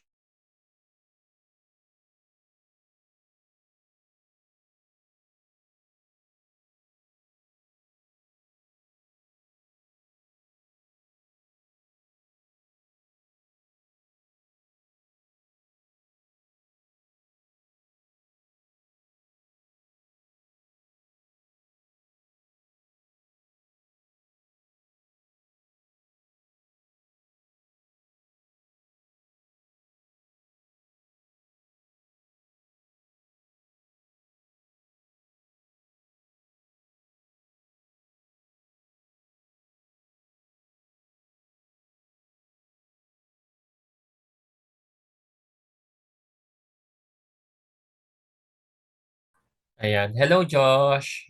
Sorry at nakabalik na rin tayo. Ayan. Ayan, okay. So we'll just continue yung discussion natin ng hydroboration. Okay, so if you will notice here, Josh, balik tayo dito ha. Ano lang yung kailangan natin technically dun sa BH3? Anong atoms lang yung kailangan natin para Si maging ano, alkyl bond? si Boron si B, atom at BH2. Si B tsaka si H. correct is yung boron atom lang ang important tsaka isang hydrogen atom. Yun lang, basta mahalaga may BH bond ka. As long as you have BH bond, you can perform hydroboration. So because the alkyl borane can be formed with one equivalent of the alkene, tapos yung two BH bonds, kung BH3 yung gagamitin natin, we can have reaction ulit ng two more equivalents of alkene so that we can form a trialkyl borane. Okay? Na-gets yun, Josh? Ibig sabihin nito, Josh, as long as excess yung alkene natin, magta-trialkyl borane to. Walang stop to. Dire-diretso siyang magaganon. So, unless i-separate mo kagad do or hihiwalay mo, mahirap ito. Which is mahirap gawin. So, automatic, Josh, kapag BH3 ang inad mo, i-assume mo kagad, trialkyl borane yung mabubuo. So example, ito, CH2, ethene. So ethene via BH3, you will form ethyl borane. Tapos, ayan, ito, at ethyl borane na yung mangyayari. If you will notice here, may dalawa pang BH bonds na maiiwan. So we can still add ethene here. We have now diethyl borane. And then we can still add, kasi may 1 BH bond pa na naiiwan, we can still add another ethene molecule so that will end up with triethyl borane. Correct? So, we often draw hydroboration as if addition stop after one equivalent of alkene reacts with BH3. Often drawing lang to. Pero in reality, Josh, hindi. kung gagawin mo to sa lab, hindi siya hihinto lang kay ethylborane. Ito, ayan. Tuloy-tuloy Kunwari, siya. correct. Kung borane yung ginamit mo sa lab, tapos nag-ethane gas ka, ipapas mo yung ethane gas dun sa borane solution mo, huwag mong i-expect na ethyl borane ang mabubuo. Sa dulo ng reaction, at the end of your reaction in the laboratory, expect that you'll form triethyl borane. Okay? Pero madali naman to, madali tong i-oxidize. Then you'll form 3 equivalents of ethanol. Okay? So that's fine. That's totally fine. Pero kasi, may mga times na ayaw mo nang maging ganito. Parang very specific lang siya. Ang kailangan lang naman natin, basta meron kang 1 BH bond na equivalent, we can react that with your alkene. And here comes another boranes na pwedeng gamitin. Example, since only 1 BH bond is needed for hydroboration process, commercially speaking, we have available dialkyl boranes having the general structure R2BH. Para yung isang equivalent na BH bond lang, siya yung magre-react dun sa alkene. Correct? So, Tama. gets ba ito? Yun lang, commercialized to ha, for commercialization process. So, a common example is si 9-BBN. 9-bora bicyclo 331 nonane. So, this is the structure. And if you will notice R2BH, etong BH na to, ayan here, yan, siya lang yung magre-react kay alkene mo. So that will form the alkyl borane. Okay? So hydroboration with 9-BBN. Bakit ko to pinakita, Josh? Kasi minsan sa mga exams or sa questions, ito ang nakasulat, 9-BBN. Dapat familiar ka dito. Kaya yung mga ganitong acronym, sorry Josh, walang ano siya dito, wala akong mabibigay na parang mga how can you easily remember them? Hindi. Familiarization talaga siya. Like, kunwari, NBS, DBN, DBU, naalala mo yung mga yun, di ba? Na-mention na natin yan. Ito, like this 9-BBN. Pag nakita mo yan, basta nakita mo yung 9-BBN, hydroboration agad may isip mo. Pag NBS, sige, balik nga tayo. NBS, anong may isip mo, Josh? Anong reaction siya involved? NBS, N-bromosuccinamide. Si cyclopentane tapos may may dalawang ketone. Oo, hindi. Pero sa ang reaction siya involved, anong gagawin niya? Bromination. Correct, mag-a-add ka lang ng bromine. Yun, pag NBS. Pag 9-BBN, eto hydroboration siya. Magiging alkyl borane siya. Okay? Naalala mo yung DBN and DBU? Ano siya? DBN, DBU. Let's say, ginamit ko yun sa alkyl halide ko. Alkyl halide, any alkyl halide, tapos nakita mo may DBN, DBU. Anong gagawin? DB and DBU. DBN slash or Iyan na DBU. po siya, ibabrominate. Tapos Oh, bromination yun? Ay. Maana po na pa, maboborate pala siya. Brominate. Oh, hindi. DBN, DBU review lang ito. Sabi ko sa'yo kasi wala akong method para maano sa'yo to eh. Familiarization talaga siya. Para tayo nagkakabisado dito nung pangalan ng mga ions na acetate, CH3, ganon. Parang ganon siya. So, kaya inuulit-ulit ko siya. Pag DBN, DBU ang nakita mo, DBN or DBU. Tapos may alkyl halide ka. Let's say alkyl halide, tapos nakita mo ganun lang, arrow, DBN or DBU. Ano yung reaction doon? Ha? Para saan ang DBN or DBU? Either either DBN or DBU ang lilitaw sa reaction mo. Para saan yun? Para sa DBN, DBU ay para saan yun? nucleophilic, no? Ay, nakalimutan niya na. Di ba yung ito si parang yung pentagon tapos ang dalawang N tapos Yeah. para sa nucleophilic. Alkyl, bulky yan? Bulky strong bases. So, para saan yan? Oh, naisip mo na dapat yun. Pag may alkyl halide ka, very good. Pag may alkyl halide ka, tapos nakita mo yung DBN or DBU, mga bulky strong bases yung mga yun. Elimination ka agad. Anong elimination? E1, E2. E2. Very good, E2. Ano lang yun, concerted elimination siya. Yan. Parang ganyan, Josh, hindi ko kasi talaga, wala akong mabibigay sa'yo na ano. Siguro pwede natin, ang ginagawa pala dapat natin habang nagdi-discuss tayo, no? Nililist down natin yung mga ganyan na specific silang reagents, pero may specific reaction din silang ginagamitan. Okay? So, ano yan? Alam mo ba, pag nag-aaral kami ng organic chem, may index card kami.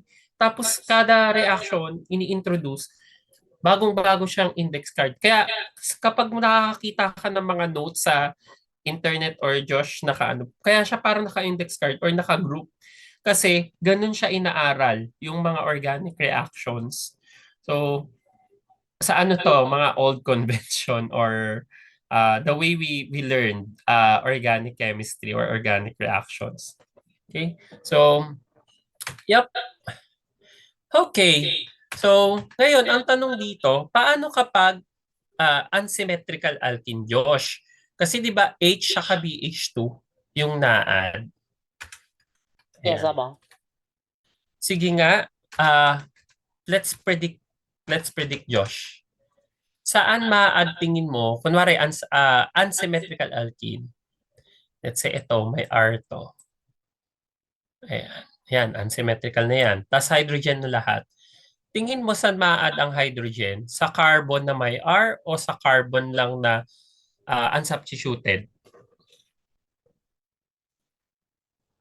Sa Yes, ano? Josh? Pero ano lang tayo? Ah, Guess lang ito, guess. yes lang. Mm-mm.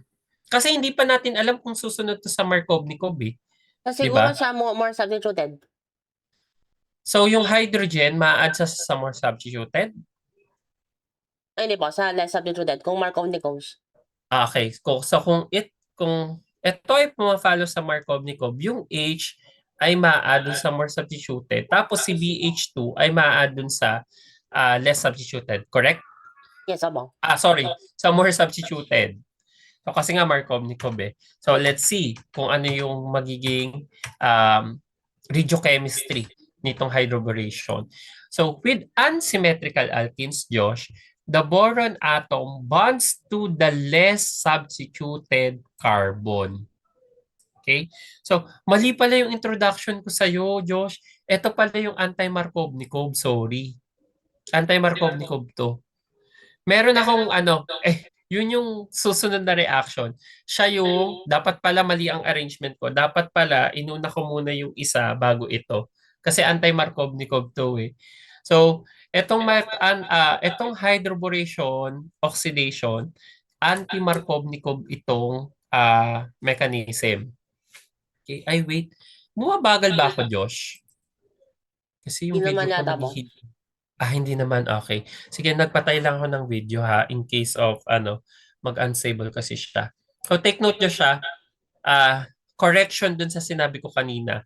Kasi sinabi ko sa iyo kanina, yung hydration, may carbocation kasi siya na mechanism, na intermediate. So if that is the case, it's prone for rearrangement. Correct?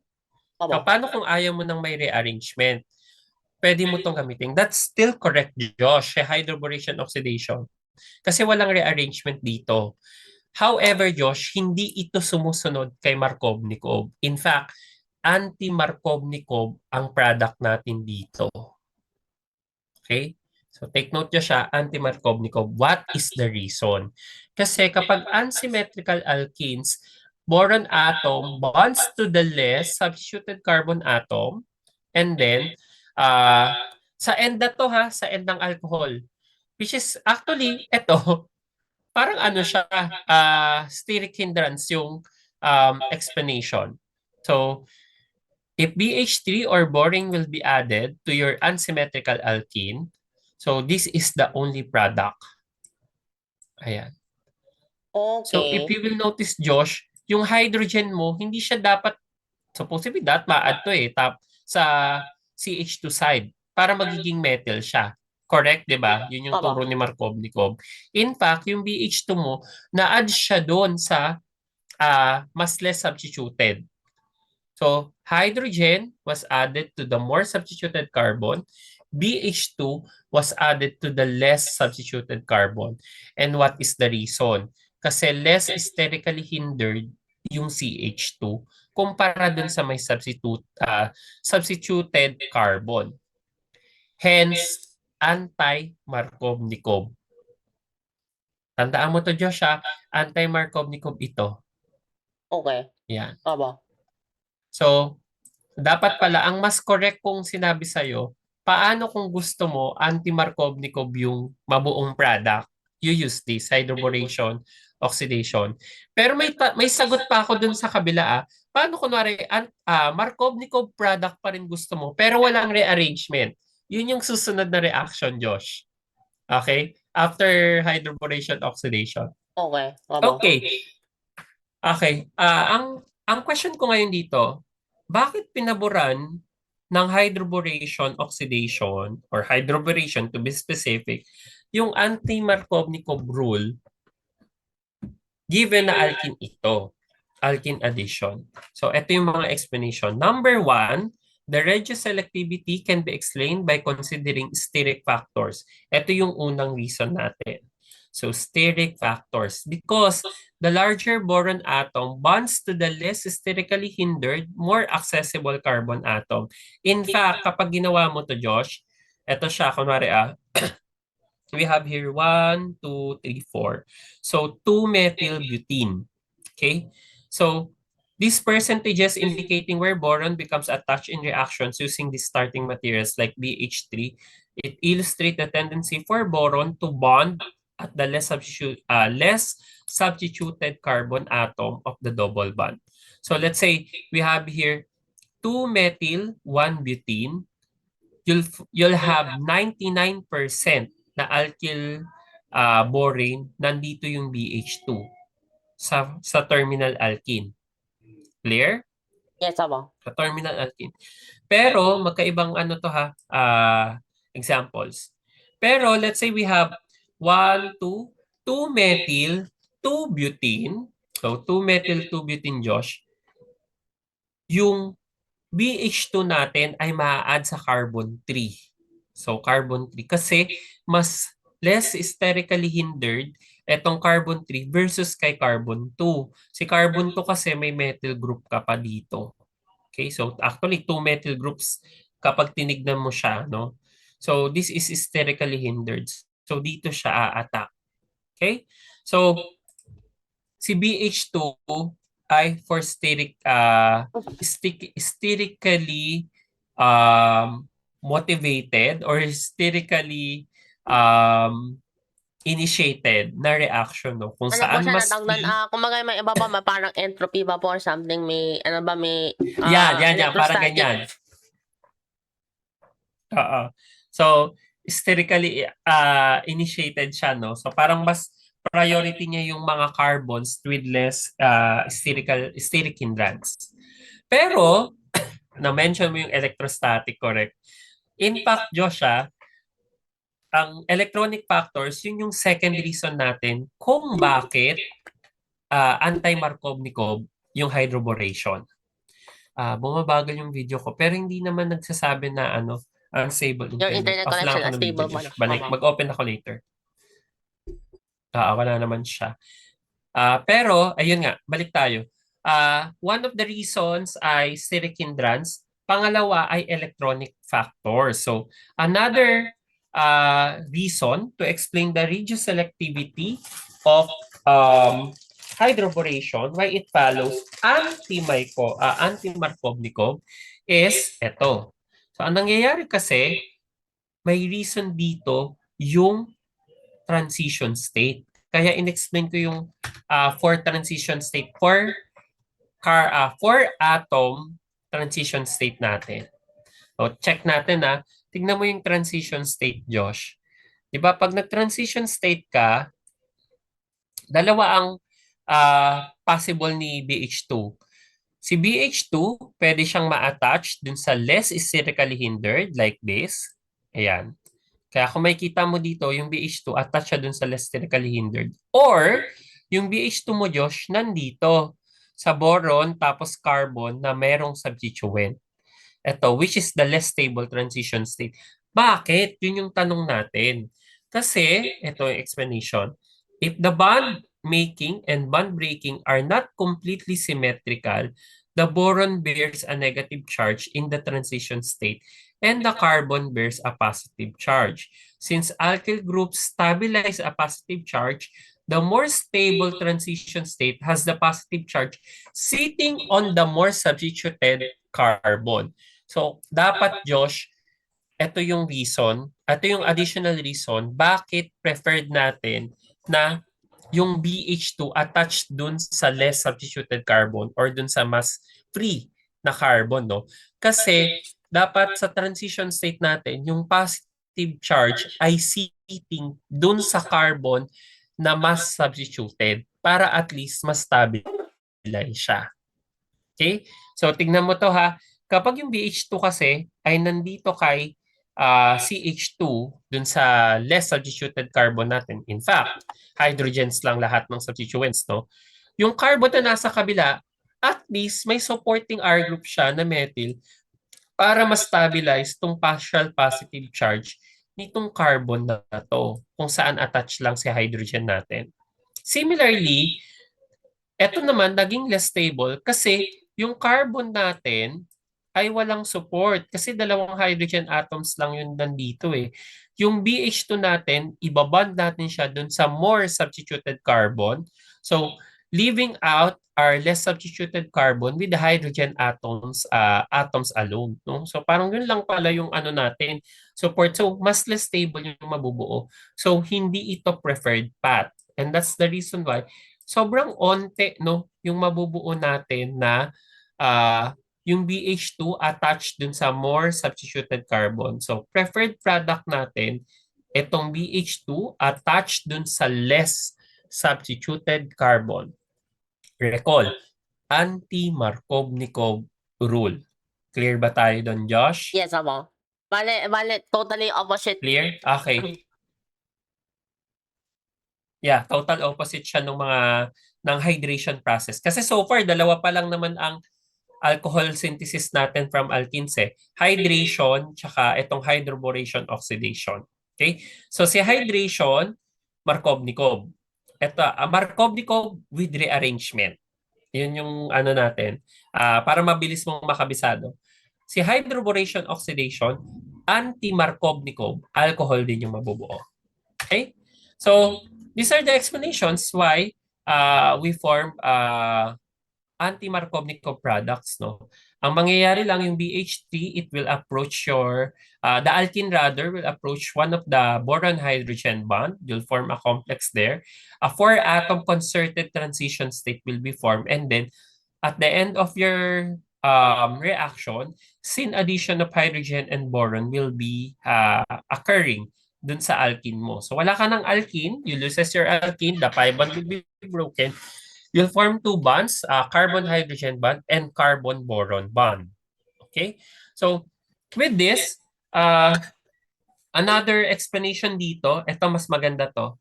If you will notice here, no, yung pi complex natin, donation of your alkene, pi electrons, papunta dun sa vacant boron p orbitals, meron ka ngayong 4-atom concerted transition state na syn addition. Makikita kasi natin na yung carbon having the more substituents is stabilized by these R groups. Ano? Kaya mas mabubuo natin itong 4-atom centered, mas mabubuo natin yung anti-Markovnikov product. Kasi yung carbon kanina, siya yung nagbe-bear ng partial positive charge, mas stable siya kasi merong electron donating group na Mukhang methyl group dito. mukhang mga yung Electron, po yung mga balloon po sa party. Yeah, definitely. Hindi siya electron donating. More on induction rather. Kasi para silang carbocation ion like. Bakit pala po square planar? Kasi there's no other way po na. Yeah, yun yung parang yun yung sinabi ko kanina na no logical no other possible logical shape. Kasi kung magte-tetrahedral yan, may magse-center dyan. So, sino ang magiging center? no? Yun yung parang ano diyan, logical reasoning. And take note, sin addition kasi siya. Take note niya siya, hindi electron withdrawing or electron donating. In fact, induction to. So, via Mukhang inductive effect, nakakatawa tayo yung na ba metal yung ano group yung mo, pag-gas i-stabilize yung partial addition pala positive ba? charge. Magaling yung ano, Again? pag na ano siya, iikot pala po siya na. Tapos mag-a-attack muna siya. Ngayon, pag anong na-eject na yung transition state, parang naging ano po siya, naging parasite si Borin. Kasi nandun naka-attach na siya dun sa mismong isang carbon mo ng alkene. Yes. So, take note yun na yung ito na yung pinaka-mechanism ng hydroboration natin, explanation. Bakit naging anti-Markovnikov siya? Dalawa yung reason. Number one, ang BH2 will be added to the less substituted carbon because of steric hindrance or sterically free yung carbon with less substituent. Another reason is BH2 will be added to the less substituted carbon because the transition state will be more stable. In fact, yung carbon bearing the partial positive charge will be stabilized by the substituents then. No? So, dun sa original na alkene natin. Okay, so with this, ayan, we can answer siguro to para matapos natin tong problem na to, Josh. Ayan, tatlo pala to. Okay, hydroboration lang pala. Ito ay puro mga hydroboration lang. Yep, hydroboration and then oxidations to. Wow, Oxidation ano pa rather. yung ano to? Ang tawag dito? Mm. Yung ano pa yung sa Isle of Man, sa Sicily, yung ano na ba yung Trinacria, yun. Ah, Yung diba ba? correct. Ano mo muna to, screenshot mo. Ano sa Sicily? Yung ano yung flag na ba yung ganun, yung Medusa. Yung dalawang yung tatlong paa. Yeah. Parang tripod na ano. Yung tatlong pong legs. Wait. Pwede ba kahit sa Isle of Man yung ganun? Correct. Yung gano'n, no? Screenshot mo muna to, 1 and 2. Ako sa 3. Done na? You're done with 1 and 2, Josh? Yes, sabo. Pa-screenshot. Okay. So, lipat ko sa slide 104. Tapos i-share ko yung ano natin, ha?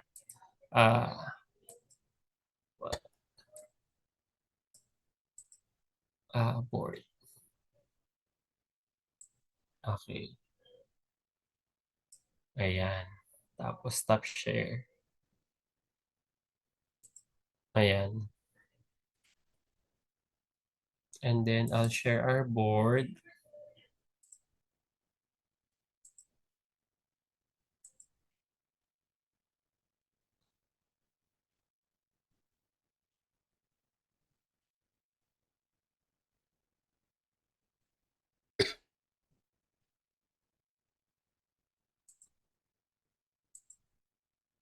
Okay.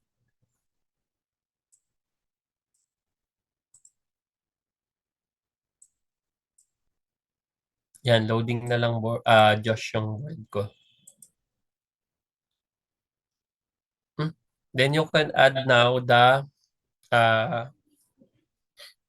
items 1 and 2 para masagutan na natin siya.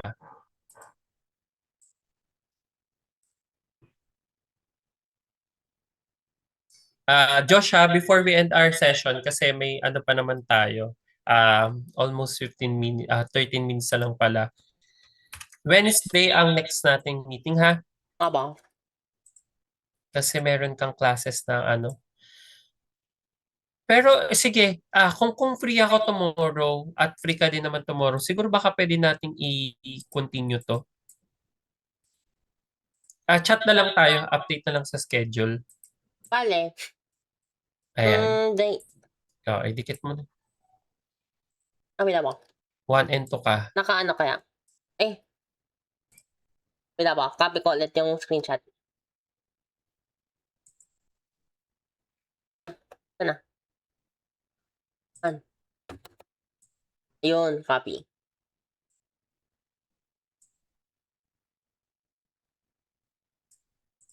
Yan. That's number 3. Okay. O, ayan, number 1. Sagot kagad. Madali lang tong 1. Baka maabutan pa natin yung oxidation na slides.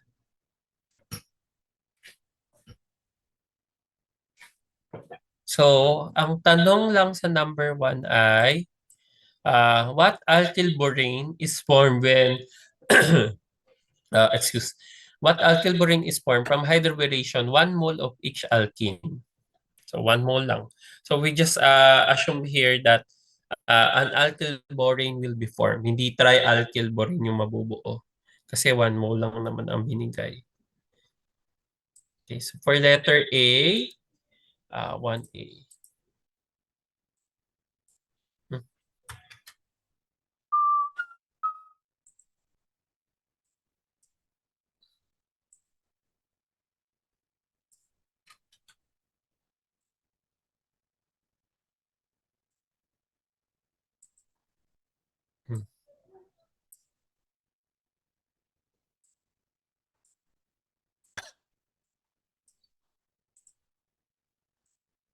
Okay, 1A, Josh.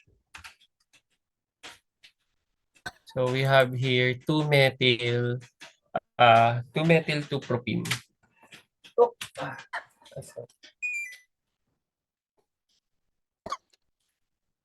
Methyl 2.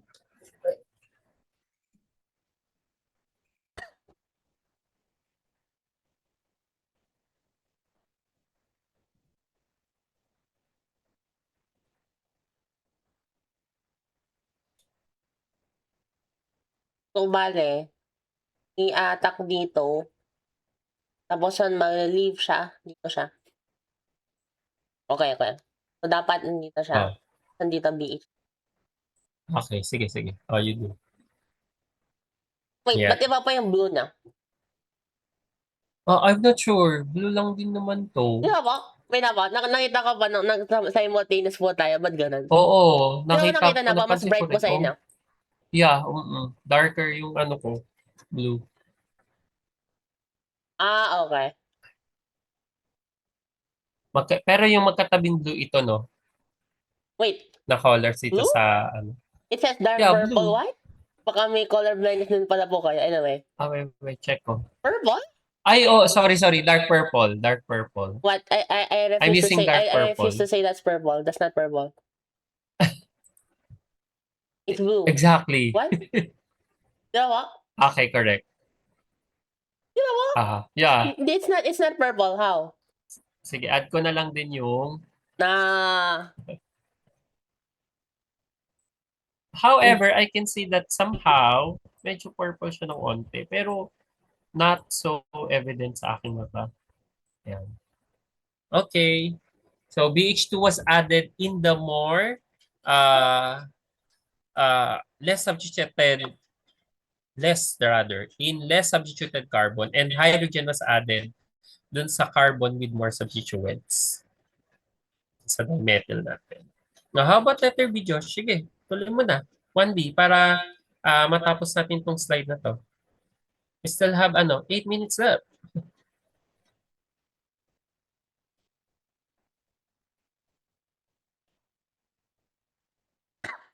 B. Josh, chat na lang tayo bukas kung free ka ng around 2 to 4 din or 2:30 to 4:30 tomorrow. Para at least, kasi sa next week, start talaga natin Monday. Wednesday. Pa na. Yeah, check ko din kung mapi-free up ko yung schedule ko bukas. Letter B na. We have 1, 2, 3, 4, 5, 6. Hexene. N-hexene. Hexene. Wala rin.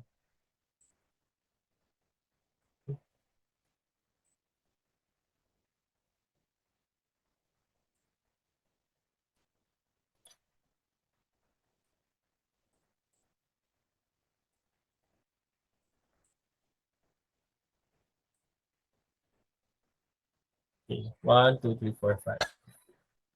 Sino ang ma-add dito? Sino ang ma-add dito? Ikaw na sumagot niyan. Then letter C,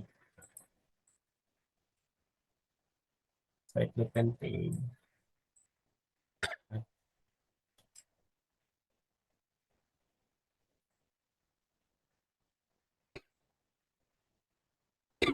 Ayan. I-add mo na lang yung BH2 tsaka ah, hydrogen kung saan sila na-add. Yan yung letter C naman, Josh. Go ahead, Josh.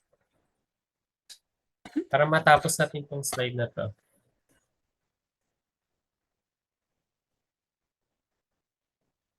Sino ang na-add dito? Sino ang na-add dito?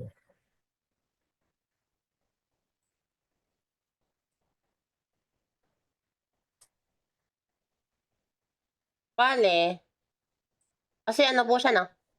Sabi Dito ka siya. muna. So, dito nagka-square, ano. Inisip ko po yung transition state talaga eh. So, nandito siya. Tapos, nandito rin.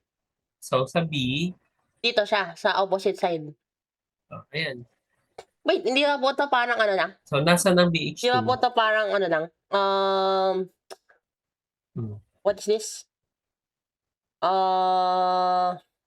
hydrogen. Correct. Hindi ba yung, ano, Anti-Markovnikov may yan. tawag dito yung si isa pang rule?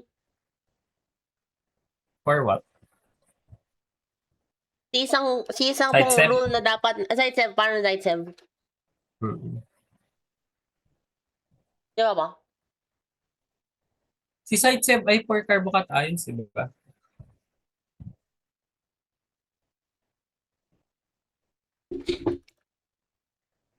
Kung sino yung mas stable na carbocation, siya yung mabubuo. Sa alkene. Alkene formation yun kung saan ka mag eliminate Kung anong side. Tapos you need to consider din yung presence ng beta hydrogen. Okay, very good. Anti-Markovnikov dapat lahat. For number 2, dali. Specify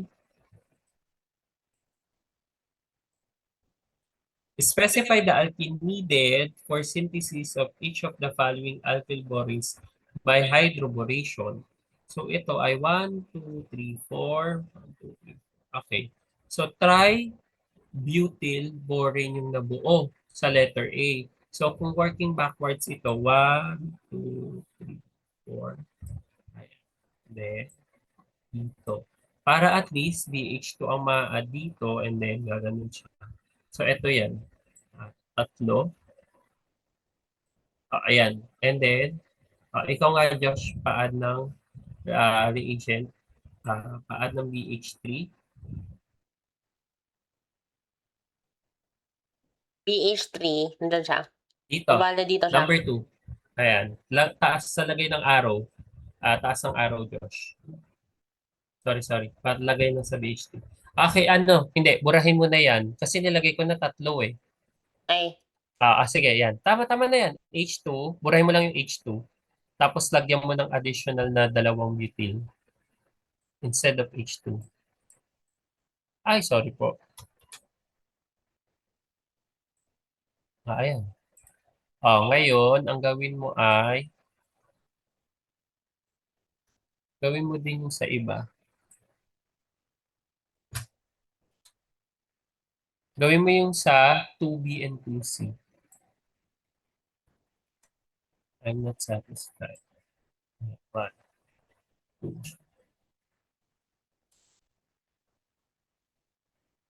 1, 2, 3, 4. Okay. And then, 1, 2, 3, 4. Okay. Go ahead, Josh. How about yung 2B? So this is 2A.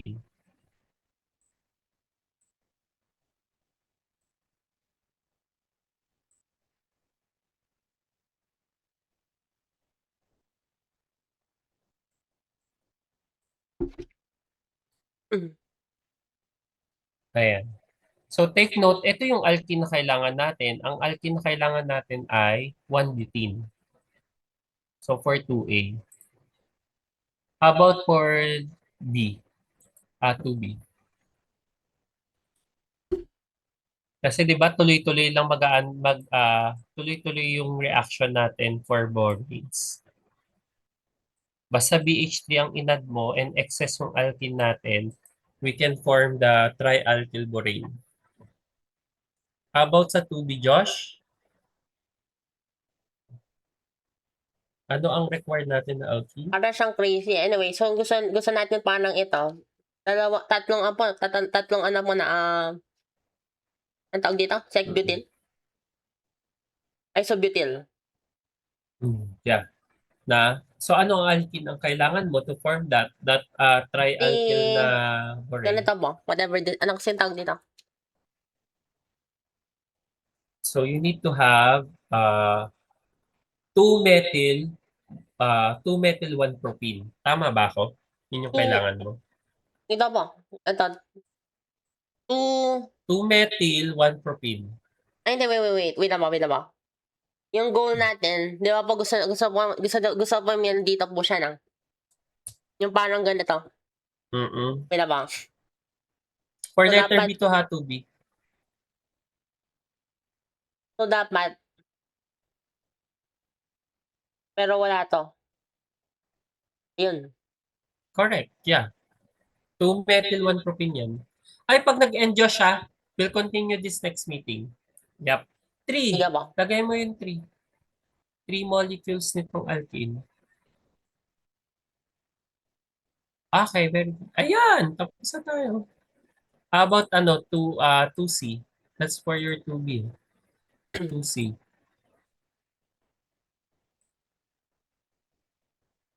Ayan, 2B. Yeah. Sa 2C, Josh, saan naman siya?